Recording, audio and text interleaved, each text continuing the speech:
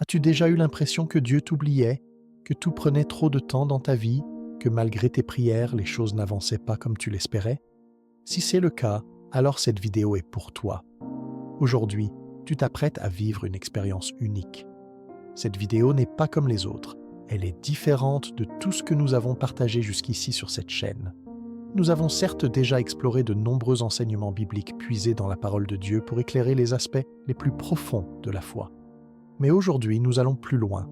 Cette vidéo est hors format, hors série, un approfondissement rare et exceptionnel de la sagesse divine. Pourquoi? Parce que ce sujet ne peut être effleuré en surface. Il mérite toute notre attention, car il touche à un combat intérieur que nous avons tous vécu, l'attente. Nous voulons tous voir les choses avancer rapidement, que nos prières soient exaucées immédiatement. Mais Dieu agit selon son propre calendrier, un calendrier qui défie souvent notre compréhension. As-tu déjà pensé que cette attente pourrait être une bénédiction? Aujourd'hui, nous allons plonger dans cette vérité en profondeur. Nous ne nous contenterons pas d'écouter, nous allons méditer, assimiler et appliquer afin que ce message devienne une révélation et transforme ta perception du temps, de ta vie et de ta relation avec Dieu. Regarde l'histoire de Lazare. Marthe et Marie étaient désespérées. Elles avaient supplié Jésus de venir immédiatement. Mais Jésus a attendu, il n'a pas précipité les choses. Il savait que le bon moment n'était pas encore arrivé. Quand il est enfin venu, leur frère était mort depuis 4 jours. Et pourtant, c'est à ce moment précis que le miracle s'est produit. Ne t'ai-je pas dit que si tu crois, tu verras la gloire de Dieu? Jean 11, verset 40. Dieu ne se trompe jamais dans son timing, il n'est jamais en retard, jamais pris au dépourvu. Mais nous avons du mal à lui faire confiance. Nous voulons que tout se passe immédiatement et nous nous agitons quand les choses prennent du temps. Si aujourd'hui tu ressens cette frustration, alors cette vidéo est pour toi. Mais attention, ce message demande ton engagement. Nous allons voir des vérités profondes, des choses que nous n'avons jamais abordées auparavant sur cette chaîne. Cette vidéo est plus longue, plus détaillée, car elle est conçue pour être vécue, appliquée et intériorisée. Alors ne décroche pas, reste avec nous jusqu'à la fin, car ce que tu vas entendre aujourd'hui pourrait bien être la clé qui transformera ta relation avec Dieu et avec ta propre vie. Le temps de Dieu n'est pas un frein, c'est une bénédiction. Et si tu l'acceptes, tu découvriras une paix que rien ni personne ne pourra te voler.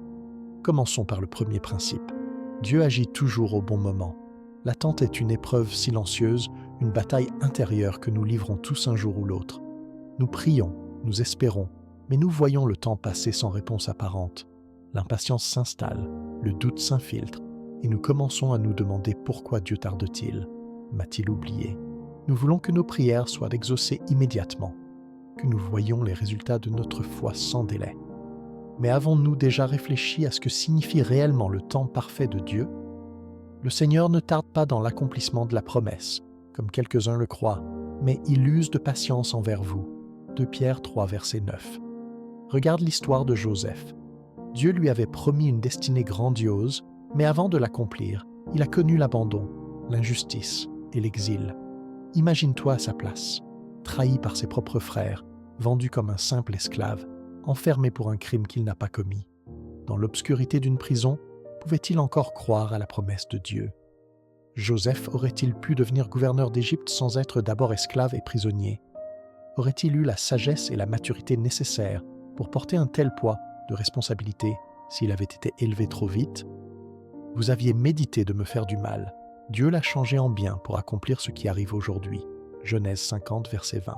Ce que nous appelons un retard est en réalité une préparation invisible. Nous pensons qu'il ne se passe rien, mais en réalité Dieu travaille en silence.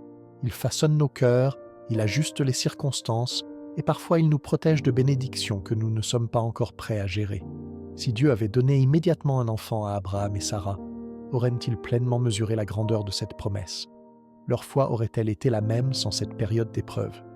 Nous voulons souvent éviter l'attente, mais si Dieu nous accorde un temps de patience, c'est parce qu'il sait que certaines choses ne doivent pas être précipitées. Une bénédiction donnée trop tôt peut devenir un fardeau au lieu d'être un cadeau. La foi, ce n'est pas seulement croire en Dieu, c'est aussi croire en son timing, même quand tout semble figé, même quand les portes restent fermées. Dieu ne t'a pas oublié, attends avec confiance, car quand son heure viendra, rien ni personne ne pourra arrêter sa main. Passons maintenant au deuxième principe. L'impatience détruit la paix intérieure. Nous avons tous ressenti ce feu brûlant de l'impatience, cette envie d'accélérer les choses, cette frustration devant un projet qui semble ne jamais se concrétiser. L'impatience est un poison qui ronge notre paix intérieure, qui nous vole notre sérénité et alimente nos craintes. Regarde Abraham. Dieu lui avait promis une descendance aussi nombreuse que les étoiles. Mais les années passaient et rien ne semblait se produire. Au lieu d'attendre le temps de Dieu, il a voulu précipiter la promesse. Imagine la scène. Sarah, désespérée, propose à Abraham d'avoir un enfant avec Agar. Lui, submergé par le doute, accepte cette solution humaine, pensant bien faire. Mais ce choix a engendré tensions et complications familiales qui auraient pu être évitées. Ne vous inquiétez de rien, mais en toute chose faites connaître vos besoins à Dieu par des prières et des supplications. Philippiens 4, verset 6. L'impatience est une illusion de contrôle. Elle nous pousse à croire que si nous n'agissons pas rapidement, tout va s'effondrer. Mais en réalité, c'est souvent en lâchant prise que nous découvrons la vraie puissance de Dieu. Jésus lui-même n'a pas précipité son ministère. Il aurait pu commencer à enseigner dès son adolescence, mais il a attendu 30 ans avant de se révéler. Celui qui croit ne sera pas confus. Ésaïe 28, verset 16. Mais attention, attendre Dieu ne signifie pas rester passif. La patience dans la foi est une attente active. Il ne s'agit pas d'attendre les bras croisés, mais de persévérer dans la prière, de se fortifier spirituellement, d'agir selon les principes divins tout en laissant Dieu guider le résultat. Combien de fois nous sommes-nous retrouvés à regretter des choix faits dans la précipitation, des décisions prises sur un coup de tête, influencées par l'émotion du moment, et qui plus tard nous ont laissés avec un sentiment d'amertume. La paix intérieure n'est pas compatible avec l'anxiété du tout de suite. Nous devons apprendre à apprécier chaque saison que Dieu nous donne. Et lorsque tu choisis de lui faire confiance plutôt qu'à ton impatience, tu t'ouvres à sa paix qui dépasse toute intelligence. Abordons maintenant le troisième principe. Dieu ferme certaines portes pour nous protéger. Nous avons tous fait face à une porte qui se ferme devant nous, à une opportunité qui nous glisse entre les doigts, à un projet qui s'effondre sans raison apparente. Sur le moment, cela semble être un échec, mais si c'était une protection divine, nous avons tendance à voir un refus comme un obstacle. Mais Dieu lui voit bien plus loin. Il sait ce qui nous attend au-delà, et il ferme parfois des portes pour nous éviter des pièges que nous ne voyons pas encore. Je mettrai devant toi une porte ouverte que nul ne peut fermer. Apocalypse 3, verset 8. Regarde l'apôtre Paul. Il voulait aller prêcher en Asie, mais le Saint-Esprit l'en a empêché. Imagine sa frustration. Lui qui brûlait de porter l'Évangile, il se voit stoppé dans son élan. Mais au lieu de forcer, il a écouté la direction de Dieu. Ils furent empêchés par le Saint-Esprit d'annoncer la parole en Asie. Acte 16, verset 6. Quelques jours plus tard, Paul a eu une vision qui l'a conduit en Macédoine. S'il avait forcé son propre chemin, il serait passé à côté du plan parfait de Dieu. Si tu ressens aujourd'hui l'amertume d'un échec apparent, prends un instant pour réfléchir. Peut-être que cette situation t'évite une souffrance plus grande. Peut-être que Dieu est en train de t'orienter vers quelque chose de bien meilleur. Lorsque tu vois une porte se fermer, au lieu de lutter contre, tourne-toi vers Dieu et demande-lui « Seigneur, où veux-tu me conduire à la place ?» Rappelle-toi, Dieu n'a jamais besoin de forcer une porte. Ce qu'il a préparé pour toi, nul ne pourra le refermer. Passons maintenant au quatrième principe. La confiance en Dieu élimine l'anxiété. L'anxiété est l'un des plus grands fléaux de notre époque.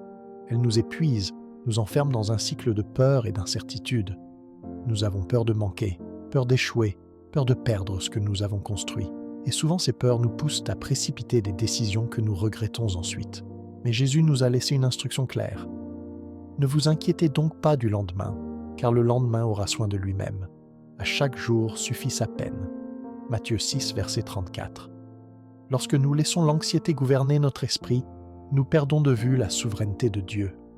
Nous pensons qu'il ne répond pas, qu'il nous a peut-être oubliés, et nous essayons de tout contrôler par nous-mêmes. Mais aucun être humain ne peut vraiment contrôler son avenir. Prenons l'exemple de Pierre marchant sur l'eau. Tant qu'il avait les yeux fixés sur Jésus, il avançait sans peur. Mais dès qu'il a laissé la peur l'envahir, il a commencé à sombrer. Homme de peu de foi, pourquoi as-tu douté ? Matthieu 14, verset 31. Nous faisons la même erreur lorsque nous laissons l'anxiété prendre le dessus.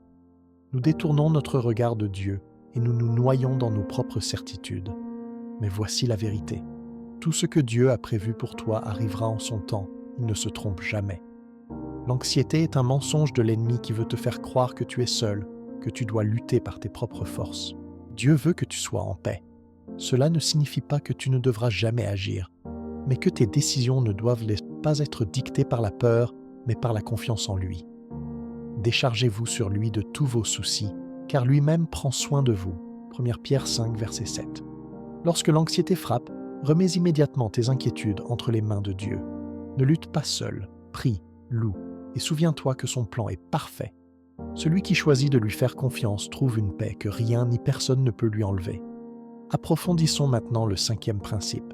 L'obéissance précède la bénédiction. Nous attendons souvent que Dieu nous bénisse avant d'obéir. Nous voulons des preuves avant d'agir, des garanties avant d'avoir foi. Mais dans le royaume de Dieu, c'est toujours l'obéissance qui précède la bénédiction. Regarde Abraham. Dieu lui a demandé de partir vers un pays inconnu sans lui donner de carte ni d'indication précise. Il a dû obéir avant même de comprendre. « Pars de ton pays, de ta patrie et de la maison de ton père, dans le pays que je te montrerai. » Genèse 12, verset 1. Dieu ne révèle pas toujours toute la trajectoire d'un seul coup. Il nous donne une direction et attend que nous fassions le premier pas avec foi. Pense aussi aux 10 lépreux dans l'Évangile. Jésus leur a dit d'aller se montrer aux prêtres, alors qu'ils étaient encore malades. Il ne les a pas guéris immédiatement. C'est lorsqu'ils ont obéi en marchant vers le temple qu'ils ont été purifiés. Et pendant qu'ils y allaient, ils furent guéris. Luc 17, verset 14. Beaucoup de gens passent à côté de leur bénédiction parce qu'ils attendent de voir avant de croire. Mais la foi ne fonctionne pas ainsi. Dieu teste notre confiance. Il veut voir si nous sommes prêts à avancer sans tout comprendre immédiatement. Nous avons aussi l'exemple du roi Saül qui, dans son impatience, a désobéi à l'ordre de Dieu en offrant un sacrifice au lieu d'attendre Samuel. Ce simple acte d'impatience lui a coûté le royaume. L'obéissance vaut mieux que les sacrifices, et l'observation de sa parole vaut mieux que la graisse des béliers. 1 Samuel, verset 22. Lorsque Dieu t'appelle à agir, n'attends pas d'avoir toutes les réponses. Obéis et la bénédiction suivra. Parfois l'obéissance est difficile, elle demande du courage, car elle nous pousse à sortir de notre zone de confort. Mais toutes les grandes bénédictions commencent par un pas d'obéissance. Si Dieu te demande d'avancer, ne tergiverse pas, fais-lui confiance et marche. Ne crains point, crois seulement. Marc 5, verset 36. Passons maintenant au 6e principe. Dieu veut transformer ton cœur avant de transformer ta situation. Nous prions souvent pour que Dieu change nos circonstances, mais nous oublions que Dieu s'intéresse d'abord à la transformation de notre cœur. Nous voulons que les problèmes disparaissent, mais parfois Dieu permet ces épreuves pour nous façonner, nous purifier, nous fortifier. Regarde l'histoire de Job. Il était un homme intègre, mais Dieu a permis qu'il passe par la souffrance, non pas pour le détruire, mais pour l'amener à une compréhension plus profonde de sa souveraineté. Mon oreille avait entendu parler de toi, mais maintenant mon œil t'a vu. Job 42, verset 5. Job a perdu ses biens, sa famille, sa santé, mais à travers cette souffrance, il a découvert Dieu d'une manière nouvelle, plus profonde. Nous demandons souvent à Dieu de changer les autres, de changer notre situation, mais il veut d'abord nous changer nous-mêmes. Paul, avant de devenir l'apôtre que l'on connaît, était Saul, un persécuteur des chrétiens. Dieu aurait pu simplement changer son ministère, mais il a d'abord transformé son cœur sur le chemin de Damas. Si quelqu'un est en Christ, il est une nouvelle créature. Les choses anciennes sont passées. Voici toutes choses sont devenues nouvelles. 2 Corinthiens 5, verset 17.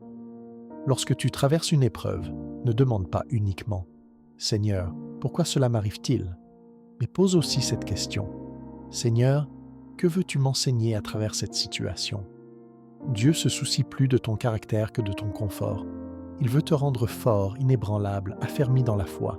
Si aujourd'hui tu ressens que tout semble figé autour de toi, peut-être que Dieu travaille à l'intérieur de toi avant de travailler à l'extérieur. Et lorsque ton cœur sera prêt, alors ta situation changera. Voici, je t'ai mis au creuset, mais non pour de l'argent. Je t'ai éprouvé dans la fournaise de l'adversité. Ésaïe 48, 10. Car Dieu ne façonne pas seulement des vies, il façonne des cœurs. Et lorsque le cœur est prêt, alors la bénédiction suit. Approfondissons maintenant le 7e principe. La persévérance forge le caractère. Nous vivons dans un monde qui valorise l'instantanéité, où tout doit être rapide, immédiat, sans effort. Mais le royaume de Dieu fonctionne différemment. Les plus grandes bénédictions ne viennent pas en un claquement de doigts. Elles sont le fruit d'une persévérance constante. Mais celui qui persévérera jusqu'à la fin sera sauvé. Matthieu 24, verset 13. Rien de durable ne se construit dans la précipitation. Imagine un arbre aux racines profondes. C'est le vent, la pluie et le temps qui le fortifient. De même, ta foi se renforce dans l'épreuve, et chaque moment de patience te rapproche un peu plus de ce que Dieu a prévu pour toi. Regarde l'histoire de Noé. Dieu lui avait promis un déluge, mais il a dû construire l'arche pendant des décennies, sans voir la moindre goutte de pluie. Il a persévéré malgré les moqueries, les doutes et la tentation interminable. C'est par la foi que Noé, divinement averti des choses qu'on ne voyait pas encore, fut saisi d'une crainte respectueuse. Hébreux 11, verset 7. Il aurait pu abandonner, il aurait pu douter de la parole de Dieu, mais il a continué un jour après l'autre, et lorsque les eaux sont venues, il était prêt. Et toi, es-tu prêt à persévérer même quand rien ne semble bouger? Nous voulons tous voir les promesses de Dieu se réaliser rapidement, mais la vérité est que Dieu utilise le temps pour nous préparer. Chaque prière non exaucée immédiatement est une opportunité de grandir, d'aiguiser notre foi et d'apprendre la vraie confiance en lui. Bien-aimés, ne vous laissez pas troubler par les épreuves qui vous arrivent, comme si c'était quelque chose d'étrange. 1 Pierre 4, verset 12. Si aujourd'hui tu es fatigué, si tu as envie d'abandonner, souviens-toi que c'est souvent au moment où tu es sur le point de tout lâcher que la percée est la plus proche. Dieu n'oublie jamais une prière sincère. Persévère, avance, et un jour tu comprendras pourquoi la tentation était nécessaire. Et lorsque ce jour viendra, tu réaliseras que la bénédiction que tu attendais dépassera tout ce que tu aurais pu imaginer, car Dieu n'accomplit pas des promesses à moitié. Quand il agit, c'est au-delà de nos attentes. Abordons maintenant le 8e principe. La paix vient du lâcher-prise. Il y a une illusion que nous avons tous un jour crue, celle que nous devons tout contrôler. Nous passons nos journées à anticiper, à planifier, à essayer de maîtriser chaque détail de notre vie, et plus nous essayons de tout contrôler, plus nous nous fatiguons. Mais Jésus nous a donné un enseignement clair. « Venez à moi, vous tous qui êtes fatigués et chargés, et je vous donnerai du repos. » Matthieu 11, verset 28. Dieu ne t'a jamais demandé de porter seul tes fardeaux. Il t'invite à lui remettre ce que tu ne peux pas gérer. Regarde l'histoire de Moïse lorsqu'il a conduit le peuple d'Israël hors d'Égypte. Il ne savait pas ce qui allait arriver. Il n'avait aucun plan concret, seulement une foi absolue en Dieu. Et pourtant, Dieu a ouvert la mer devant lui au dernier moment. Ne craignez rien, restez en place et regardez la délivrance que l'Éternel va vous accorder aujourd'hui. Exode 14, 13. Quand nous cessons de lutter contre ce que nous ne pouvons pas changer, nous découvrons une paix surnaturelle. Combien de nuits avons-nous passé à nous inquiéter de choses qui, au final, se sont résolues d'elles-mêmes? Lorsque tu relâches le besoin de tout maîtriser, tu ouvres enfin la porte à l'intervention divine. Paul nous enseigne cette vérité. Ne vous inquiétez de rien, mais en toute chose, faites connaître vos besoins à Dieu par des prières et des supplications. Philippiens 4, 6. Dieu veut que tu vives dans la paix et non dans le stress. Le contrôle que tu cherches ne t'appartient pas, il appartient à Dieu. Lâche prise, confie-lui tes peurs et vois comment sa main agit lorsque tu choisis enfin de le laisser diriger. Car la vraie liberté ne réside pas dans la maîtrise absolue des événements, mais dans la confiance totale en celui qui orchestre toutes choses. Plus tu lui laisses de place, plus tu découvriras à quel point son plan est bien supérieur au tien. Approfondissons maintenant le 9e principe. La reconnaissance attire la faveur de Dieu. Nous avons souvent tendance à attendre que tout aille bien avant de remercier Dieu, mais la reconnaissance n'est pas une réaction, c'est une attitude. C'est une clé qui ouvre la porte des bénédictions. Rendez grâce en toutes choses, car c'est à votre égard la volonté de Dieu en Jésus-Christ. 1 Thessaloniciens 5, verset 18. Regarde l'histoire des 10 lépreux. 10 ont été guéris, mais un seul est revenu vers Jésus pour le remercier. Jésus, prenant la parole, dit « Les 10 n'ont-ils pas été guéris? Et les 9 autres, où sont-ils » Luc 17, verset 17. Pourquoi Jésus a-t-il posé cette question? Parce qu'il savait que la reconnaissance transforme le cœur. Nous sommes parfois tellement concentrés sur ce que nous n'avons pas encore que nous oublions de voir tout ce que Dieu a déjà accompli dans nos vies. Si tu veux que Dieu manifeste sa puissance en toi, commence par le louer pour ce qu'il a déjà fait. Paul et Silas en prison ont choisi de louer Dieu au lieu de se plaindre, et c'est alors que les chaînes se sont brisées et que les portes se sont ouvertes. Vers le milieu de la nuit, Paul et Silas priaient et chantaient les louanges de Dieu, et les prisonniers les entendaient. Acte 16, verset 25. La reconnaissance n'est pas une émotion, c'est un choix. Même dans l'épreuve, même dans l'attente, choisir de remercier Dieu, c'est déclarer qu'il est souverain sur toute chose. Lorsque tu choisis de lui rendre grâce, tu actives la faveur divine sur ta vie. Ne laisse pas la frustration t'empêcher de voir les bénédictions déjà présentes. Remercie-le aujourd'hui et observe comment ton cœur change et comment les portes s'ouvrent devant toi. Un cœur reconnaissant attire la lumière de Dieu. Plus tu cultives l'habitude de la gratitude, plus tu te rends compte que chaque jour, même dans les difficultés, est une opportunité de voir sa gloire à l'œuvre. Et souviens-toi, louer Dieu dans l'épreuve, c'est déjà prophétiser sa victoire. Enchaînons maintenant avec le 10e principe. La foi se nourrit de l'attente. L'attente est souvent perçue comme une période de vide, une sorte de passage à vide où rien ne semble se passer. Mais dans la perspective de Dieu, l'attente n'est jamais un temps perdu. C'est un temps de formation, de préparation, de transformation intérieure. L'Éternel est bon pour ceux qui espèrent en lui, pour l'âme qui le cherche. Il est bon d'attendre en silence le salut de l'Éternel. Lamentation 3, versets 25 à 26. Dieu n'a jamais précipité ses plans. Il a attendu que le moment soit parfait pour exaucer les promesses qu'il avait faites. Abraham a dû attendre des années avant de voir la naissance d'Isaac. Joseph a enduré l'injustice et la prison avant de devenir gouverneur en Égypte.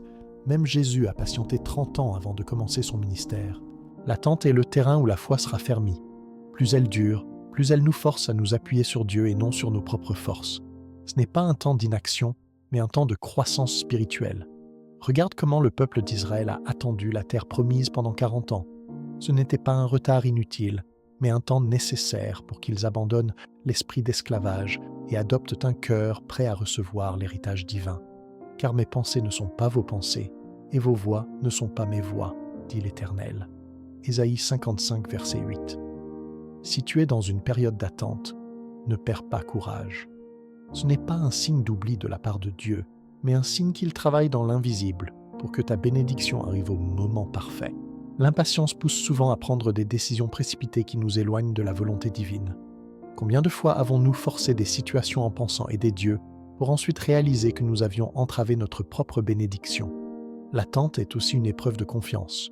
Faire confiance à Dieu dans le silence, c'est croire qu'il œuvre même lorsque nous ne voyons rien. C'est accepter que chaque étape de sa promesse est déjà en train de se mettre en place, même si nos yeux ne le perçoivent tout pas encore.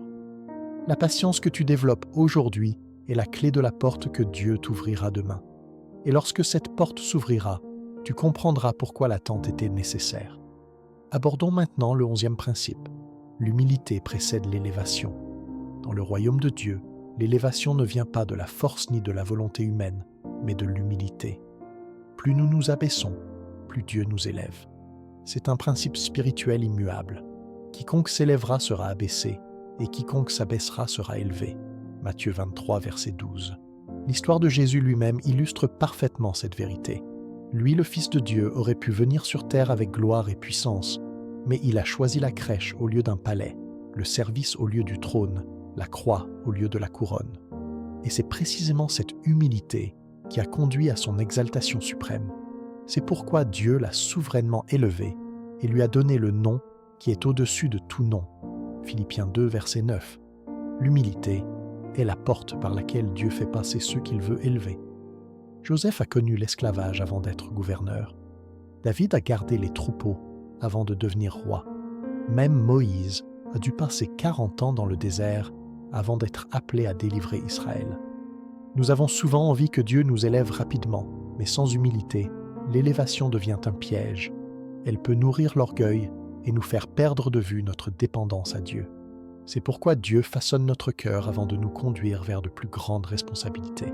Si aujourd'hui tu ressens que tu es dans un temps d'humilité, ne sois pas découragé. C'est un temps où Dieu t'équipe, où il teste ton cœur pour voir si tu es prêt à recevoir ce qu'il a prévu pour toi. L'humilité, ce n'est pas penser moins de soi, mais penser moins à soi. C'est reconnaître que tout vient de Dieu et que nous ne sommes que des instruments entre ses mains. Ceux qui s'élèvent par leurs propres moyens tombent sous le poids de leur propre orgueil. Mais ceux que Dieu élève, personne ne peut les abaisser. Reste humble, fidèle, et lorsque le moment sera venu, c'est Dieu lui-même qui t'élèvera. Regarde la vie de Paul. Avant d'être un apôtre rempli de puissance, il a d'abord été un persécuteur de l'Église. Il croyait tout savoir, il était buté dans son propre savoir, mais Dieu a permis qu'il perde la vue pour qu'il voie enfin la vérité. L'humilité précède toujours l'élévation spirituelle. Approfondissons maintenant le 12e principe. L'amour est le fondement de toute sagesse. Toutes les leçons de sagesse chrétienne se résument à une seule, l'amour. L'amour de Dieu, l'amour des autres, l'amour qui pardonne, qui porte, qui construit. Sans amour, la sagesse n'est rien d'autre qu'une connaissance vide de sens. Maintenant donc ces trois choses demeurent, la foi, l'espérance, l'amour. Mais la plus grande de ces choses, c'est l'amour. 1 Corinthiens 13, verset 13. Jésus nous a donné le plus grand commandement. Tu aimeras le Seigneur ton Dieu de tout ton cœur, de toute ton âme et de toute ta pensée. Tu aimeras ton prochain comme toi-même. Matthieu 22, versets 3 à 39. Tout commence et tout finit avec l'amour. Un cœur rempli d'amour connaît la paix. C'est attendre, c'est pardonner, c'est faire confiance à Dieu. L'amour n'est pas une simple émotion, c'est une décision, un engagement profond à suivre la voie de Christ. Regarde Jésus sur la croix. Il aurait pu se défendre, exiger justice, réclamer vengeance, mais il a choisi l'amour. Il a choisi de pardonner, de tendre la main même à ceux qui l'avaient crucifié. Père, pardonne-leur, car ils ne savent ce qu'ils font. Luc 23, verset 34. Nous sommes appelés à imiter cette sagesse suprême. L'amour est une force qui transforme, qui élève, qui guérit. Là où la sagesse humaine échoue, l'amour divin trouve toujours un chemin. L'amour ne consiste pas simplement à aimer ceux qui nous aiment. Il se manifeste pleinement lorsqu'il est offert à ceux qui ne peuvent rien nous donner en retour. Aimer, c'est choisir de semer même quand on ne voit pas encore la moisson. Un amour sincère et désintéressé ouvre les cieux et attire la faveur divine. Si tu veux véritablement marcher dans la sagesse de Dieu, fais de l'amour ta priorité absolue. C'est l'amour qui ouvre les portes, qui change les cœurs et qui révèle la vraie nature de Dieu dans nos vies. Regarde l'exemple du bon Samaritain. Alors que les religieux sont passés à côté du blessé sans s'arrêter, c'est un étranger, méprisé par les Juifs, qui a choisi de faire preuve d'amour. Ce n'est pas le savoir ni la position sociale, mais l'amour concret qui témoigne de la véritable sagesse. Si tu es arrivé jusqu'ici, c'est que Dieu t'a conduit à entendre ces paroles pour une raison bien précise. Rien n'est dû au hasard dans le royaume de Dieu, et chaque vérité que nous avons explorée aujourd'hui est une clé précieuse pour marcher dans sa lumière. Nous avons découvert que rien ne se construit sans patience, que l'attente n'est pas un temps perdu mais une préparation, que l'humilité précède toujours l'élévation, et que sans amour, toute sagesse est vaine. Ces principes ne sont pas de simples concepts à méditer, mais des réalités à vivre chaque jour. Peut-être traverses-tu une période d'épreuve, d'attente, d'incompréhension. Peut-être ressens-tu l'envie d'abandonner, d'accélérer ce que Dieu veut encore façonner en toi. Mais souviens-toi, son temps est parfait, ses voies sont justes et son amour est inébranlable. Confie-toi en l'Éternel de tout ton cœur et ne t'appuie pas sur ta sagesse. Reconnais-le dans toutes tes voies et il aplanira tes sentiers. Proverbe 3, versets 5 à 6. 1K. Aujourd'hui, tu as entre tes mains la possibilité d'embrasser pleinement la sagesse chrétienne, non pas en essayant de tout contrôler ni en cherchant des raccourcis, mais en faisant confiance à celui qui voit plus loin que toi. Jésus a marché sur cette terre en enseignant la patience, l'humilité et l'amour. Si nous voulons grandir dans la sagesse, il n'y a pas de meilleur modèle à suivre que lui. Alors maintenant, prends un instant pour méditer sur ce que tu viens d'entendre. Quel principe as-tu le plus besoin d'appliquer dans ta vie dès aujourd'hui? Ne garde pas cette parole pour toi seul. Si elle t'a touché, montre-le en laissant un pouce levé. Cela permettra à d'autres d'être encouragés et inspirés à leur tour. Laisse un commentaire pour partager ton ressenti ou témoigner de ce que Dieu fait dans ta vie. Ton témoignage peut être une lumière pour quelqu'un qui traverse une tempête. Partage cette vidéo avec ceux qui ont besoin d'entendre ces vérités. Peut-être un ami, un membre de ta famille ou un frère en Christ qui cherche des réponses et du réconfort. Et surtout, abonne-toi pour ne manquer aucun futur enseignement inspirant. Ensemble, nous avançons dans la foi et chaque jour nous nous rapprochons un peu plus de la sagesse divine. Que la paix du Seigneur soit avec toi aujourd'hui et pour toujours.